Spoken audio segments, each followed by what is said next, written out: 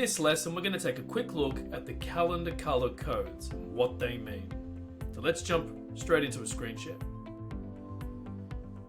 Now I'm going to demonstrate this not by showing the high level in real time, but just a document that we made, which shows the calendar system. And this is showing the calendar, and you can see 2 green appointments sitting in the calendar here.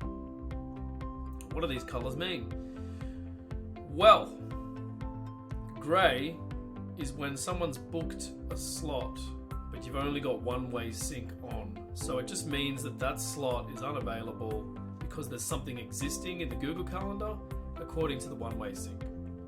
You might have a booked slot which has come across from your Google Calendar, but you've marked it as free, and when you have a one-way sync on, that's how you can recognize the light gray. One-way sync is of course not editable. If that event is recurring, then you see it as purple. If it is a recurring event that is marked as free time rather than busy, it is a light purple. If you've got a booked appointment with a contact and it's marked as busy, then you get this navy blue.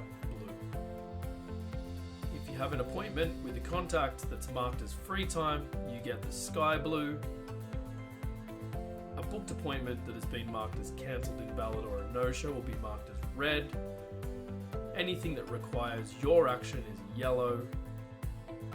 And then of course, any slot that's marked unavailable in the Leap connector will show up in the widget. And then a green with a slightly tinge to it, a light green, meant that the slot was fetched from Google without a contact, and it is marked as free.